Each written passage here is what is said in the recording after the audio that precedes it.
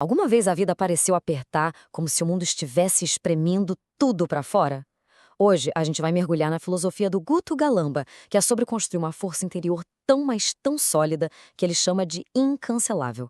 A ideia é descobrir como blindar a autoconfiança de um jeito prático e direto. Essa é uma pergunta para a gente pensar um pouquinho. Quando a vida aperta, sabe? Quando a pressão fica real, o que sai de dentro da gente? É frustração? Resiliência? Medo? A resposta para essa pergunta é, na verdade, o ponto de partida para tudo que a gente vai ver aqui. E a resposta para a pergunta anterior está toda nessa analogia da garrafa d'água. É simples, mas é genial. A pressão externa não cria o que está dentro da gente, ela só revela.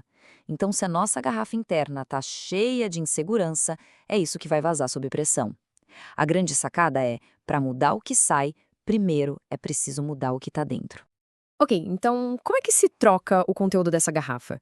O Galamba argumenta que o primeiro passo é uma dose de honestidade brutal. É sobre olhar para os nossos motivos de verdade, sabe? Aqueles que a gente raramente admite em voz alta. Olha só a diferença aqui.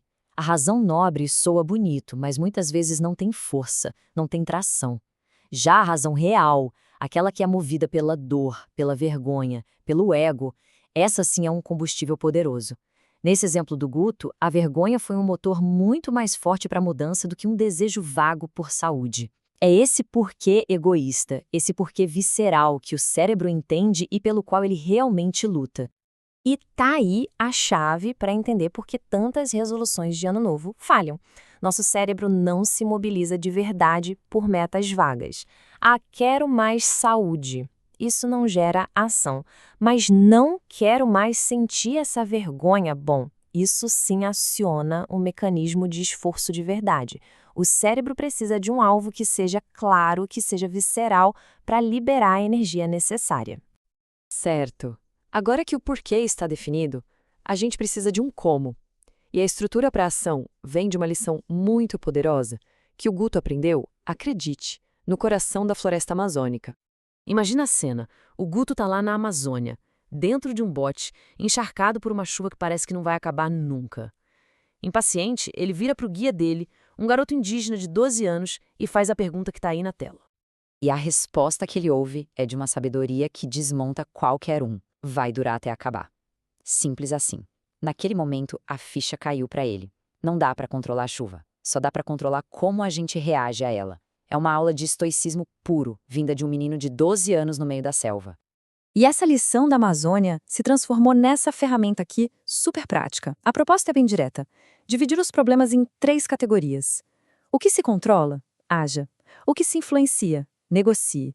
E o que não se controla nem influencia? Aceite. É um filtro mental poderosíssimo para direcionar a energia e eliminar aquela ansiedade que não serve para nada. Essa clareza mental, essa organização, precisa se refletir até nas palavras que a gente usa.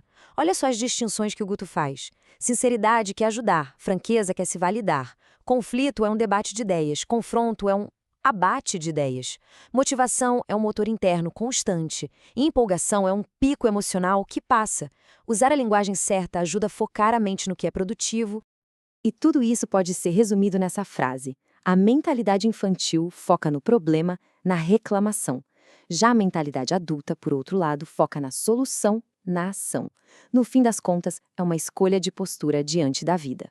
Certo, então já temos um porquê poderoso e um como focado. Mas aplicar isso tudo tem um custo. E é aqui que a jornada pode ficar bem difícil.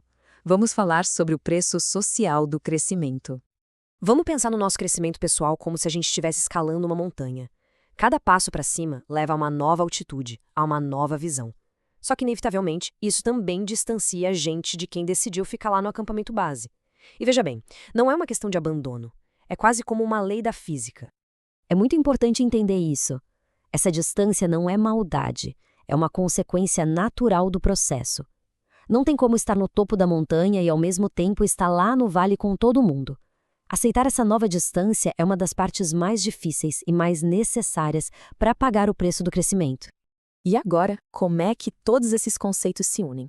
Vamos amarrar tudo isso para construir a ideia final, o tal do núcleo que torna alguém incancelável. Então aqui está a fórmula. A honestidade brutal te dá o combustível. O foco disciplinado te dá a direção, o mapa.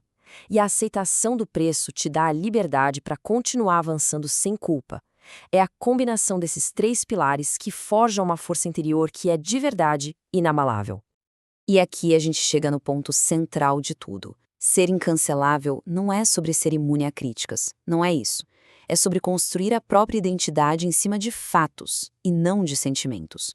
Fatos são defensáveis, sentimentos precisam ser justificados. Quando a autoestima é baseada no esforço, nos resultados, no que se faz, ela se torna uma fortaleza, ela simplesmente é.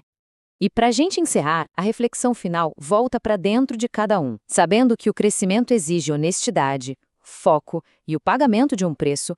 Qual é o preço que, hoje, cada um de nós talvez esteja se recusando a pagar? A resposta para isso pode ser exatamente o que está entre quem somos hoje e a nossa versão mais forte.